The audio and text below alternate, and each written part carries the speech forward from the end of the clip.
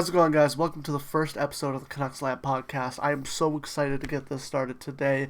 If you're on video, check out the new graphics that I made just specifically for this. If you're on audio only, thank you for either giving me a chance, because most likely you are a first-time listener to not only the podcast, but to me in general. I am CanucksLand. I run a Canucks-related YouTube channel where I talk about almost every game. I talk about every game. I talk about all the news, whether it's a short, whether it's a long-form video. I try to cover everything.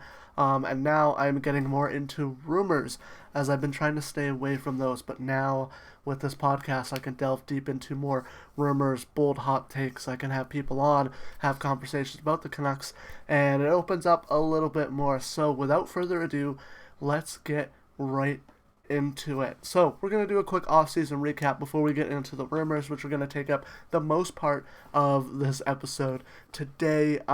So for the quick off-season recap, we all know what the Canucks have done.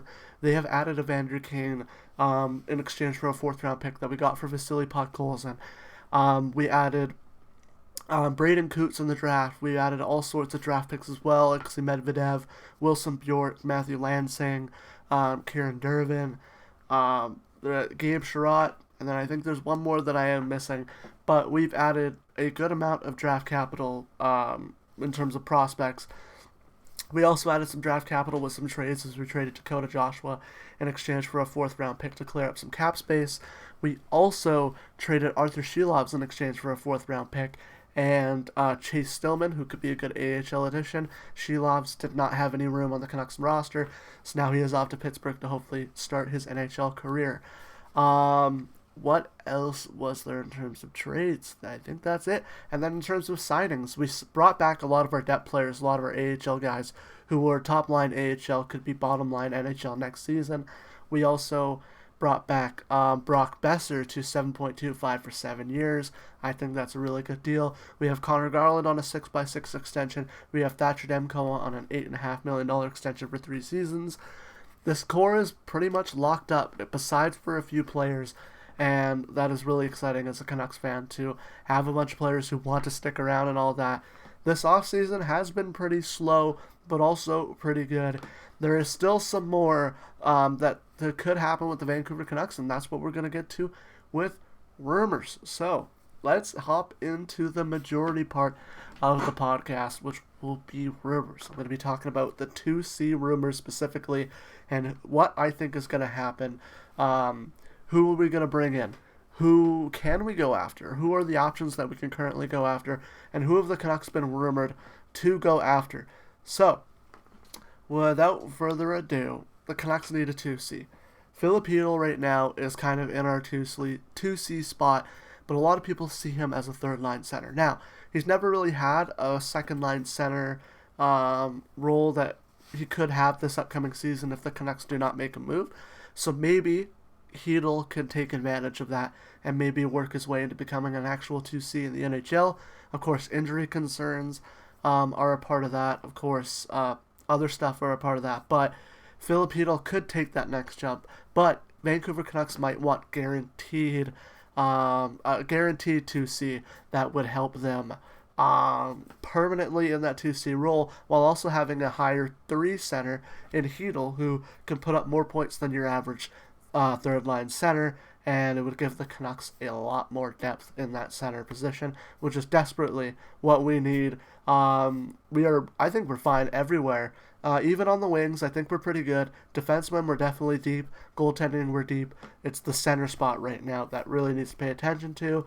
And even if we pick up a third-line center and Phil Hedl, jumps into a 2C role, then that could help out our depth. But at the moment, the Canucks are looking for a permanent solution at the 2C, and there are 4 options that I have on rumors. Now, I'm going to go through the easy one first, and that is Casey Middlestat. There's been some rumors opening up that Boston potentially being open to trade Casey Middlestat, and the Vancouver Canucks are immediately linked and most likely have probably made a call already just to see. Calls, never take those too seriously unless it's like you hear Canucks made a trade proposal that like the Bruins liked, but at the moment it's just, probably, hey, what's the availability on Middlestat and what are you maybe looking for? are we an option? Does he want to come here? Stuff like that. But Casey Middlestat, it's a little too early to tell whether he would be an option. We'll see as, the days go on, if anything opens up. But as of now, I think Casey Middlestat would definitely be number 4 on a lot of people's list of potential, and probably closest to actually being a move. Number 3, though, there is a little bit of talk with number 3, and that is Mason McTavish. I actually think Mason McTavish is the third most likely, but then out of the 4, the second least likely to be a Vancouver Canuck. I do think that he's going to re-sign with Anaheim. I think a lot of these trade rumors have been possibly blown up just over the fact that, he hasn't got a contract done yet, but I definitely do think that him and Anaheim will sit down, work something out, and he will be an Anaheim Duck next season. The Vancouver Canucks also, I don't think, have the trade capital to really make a move for him. That would make sense. Giving up a guy like Wallander would not make sense for the Vancouver Canucks unless you're going to go for a big top 4 defenseman in the offseason next season to replace Tyler Myers. I mean, Tyler Myers does have 1 year left, but you think he's going to be a third pair guy the following season. Maybe this is his last year as a second pair guy. If you trade Tom Wallander for Mason McTavish, you have to go out and look at another top 4 defenseman to slot in, because I don't think DPD and Victor Mancini are going to be those guys who jump up that early. So, Mason McTavish, his price is probably a little too high. I do think that him and Anaheim will end up figuring out a deal, and I do think he will stay an Anaheim Duck for not only this season, maybe the next 3 seasons. You can possibly see that reopening with Vancouver up after, but I think Vancouver will find their permanent solution in a 2C, and it will not be Mason McTavish. All right, number 2, who I think is the second most likely for something to happen, is Marco Rossi. It all depends on how the Wild view Marco Rossi, and if Marco Rossi ends up being like, you know what, I don't want to play for you. At this current moment, they're far apart in terms of contract negotiations, but the Wild hold Rossi to a high standard. They don't want to pay him like a superstar, or they don't want to pay him long-term. They probably do want to pay him like a superstar. They just don't want to give him a long-term contract. But Marco Rossi wants a long-term contract. He wants to stick around, and the Minnesota Wild just aren't willing to give that up. But they're also looking for a good trade return, and the Vancouver Canucks might be a little too scared to give up what the Minnesota Wild want. It might be a little unrealistic to give up what the Minnesota Wild want, so the Vancouver Canucks are probably holding back, just giving some calls and seeing how it is, seeing if Minnesota has either changed their mind, seeing if maybe Minnesota are closer to contract extension talks with Marco Rossi. But at the moment, what I've been hearing is that they're still not close, and that most likely he does end up playing on the Wild next year. That's what I think, at least. I think they figure it out. Something happens, maybe a small bridge deal, maybe a meet in the middle, about 5, right, instead of 3 in a bridge, instead of 7 in a full extension. They get 5 right in the middle. But in terms of going to the Vancouver Canucks, I do think that it's the second highest out of the 4 potential players that we could go get. But I do think that it's still really low. I still think that we probably don't see Rossi in a Vancouver Canucks uniform this upcoming season.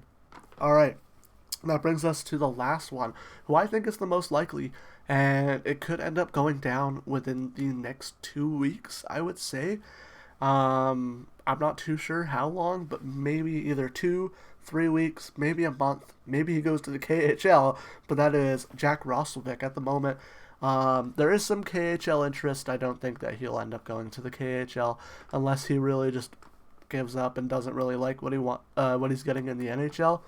But at this current moment, I do think that he is our biggest option, and that the Vancouver Canucks are probably going to pursue him a little more heavy than they'll pursue these other 3 guys.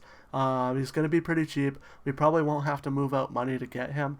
He's not going to be a permanent 2C option. I see the same thing with Casey Middlestat. I do think Casey Middlestat's good, but also at the same time we could have just like a 1B, not 1B. It's a 2B 2C kind of thing, where there's no 2A like no better option, but they're kind of just like you would have like two third line centers switching. I think the same thing with Roslovic and Middlestat for that. But I do think that Roslovic's probably the most convenient option for the Vancouver Canucks. He does bring in some goal scoring, which the Canucks do desperately need. I think they're really good and sound defensively. They just need to bring in goal scoring. The Canucks need goal scoring, and I think that Roslovic can bring in 20 goals that the Canucks could desperately need, and he can jump in up on that second line. He could also jump down on the third line if Philip Heedle's working with like Brock Besser really good. Like, I think Brock Besser and Heedle had a little bit of chemistry last season, and I do think it would be an interesting thing to see whether or not that continues this upcoming season, and whether Roslovic fits into the 2C role or fits more into a third line center role. But that is about it. I'm going to go in and say my prediction opinion, kind of like where I'm going to say what is most likely. So we already went through who I think is least likely. It's Middlestat, McTavish, then Rossi, then Roslovic. I think Roslovic, most likely, if he doesn't sign anywhere else, it's going to be Roslovic. And if it's not Roslovic, the Canucks should just wait. They either wait out the Rossi talks, they wait out the McTavish talks to see if anything blows up, and they maybe just see if they can just get Middlestat, maybe. But at this current moment, I do not see the Vancouver Canucks acquiring a 2C before the start of the season. I think what we have is what we're going to go into this upcoming season in terms of what we have in the lineup. Now, that gets us to the outro. Next episode will be after I made my lineup predictions, so I will do kind of a season preview, as this will compete with my franchise modes on Friday.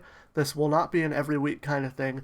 I'll try to do it as consistently as possible. I'm trying to think every 2 weeks, maybe every 3 weeks, but at this moment, the next episode is going to be a season preview episode where I go over what my expectations for the season are. I'm going to go over all those player predictions that I've been making on my TikTok, and I'm going to be going over the lineup predictions that as we get closer, and I'm going to talk about how I think the season's going to go. I will delve into these rumors and how I think they might line up during the season, because I do not think that it will be happening before the season starts. But that is it for the first episode of the CanucksLand Podcast. A little quick one.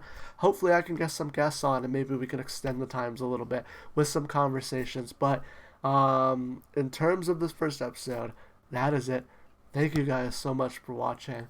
Or listening, if you're listening on Spotify or whatever, wherever you find your podcasts, wherever I upload them.